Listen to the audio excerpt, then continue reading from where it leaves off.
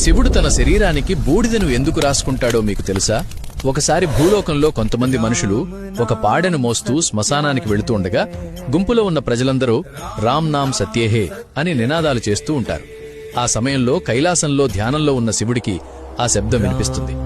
అప్పుడు శివుడు నా రాముడి పేరు ఎక్కడి నుంచి వస్తుందా అని తన దివ్య దృష్టితో చూస్తాడు. అలా తన భక్తుడైన రాముడి పేరు వినగానే శివుడు ఉండలేకపోతాడు. వెంటనే ఒక సాధు రూపంలోకి మారి రహస్యంగా ఆ శవయాత్ర గుంపులో కలిసిపోయి అందరితో పాటు రామ్ నామ్ సత్యేహే అంటూ ముందుకు వెళ్తాడు. కాని శ్మశానంలో శవాన్ని చితిపైన పెట్టగానే అప్పటిదాకా వినిపించిన రామ్ నామ్ సత్యేహే నినాదాలన్నీ ఒక్కసారిగా ఆగిపోతాయి. శివుడు ఆశ్చర్యపోతాడు. తీసుకొచ్చేటప్పుడు ఎంతో గట్టిగా రామనామాన్ని జపించారు, ఇప్పుడు చిన్న అరుపు కూడా లేదు అని శివుడు చాలా బాధపడతాడు. ఇంతలో అక్కడికి వచ్చిన వ్యక్తిని ఆపి, అయ్యా, ఇంతకు ముందు వరకు భక్తితో రామనామాన్ని జపించారు కదా, ఇప్పుడెందుకు మౌనంగా ఉన్నారు అని అడుగుతాడు. దానికా వ్యక్తి నవ్వుతూ, శవం కాలిపోయింది కదా, ఇంక ఎవరికోసం రామనామాన్ని జపించాలి, పని అయిపోయింది, బయల్దేరు అని అంటాడు. శవం కాలిపోయాక అందరూ ఇంటికి వెళ్ళిపోతారు.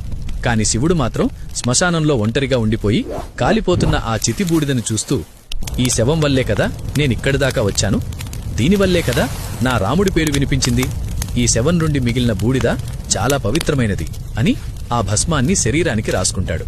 ఆ రోజునుంచి శివుడు నిరంతరం భస్మాన్ని రాసుకోవడం మొదలుపెట్టాడు. మీరు శివుని పరమభక్తులైతే ఓం నమఃశివాయ అని కామెంట్ చేయండి.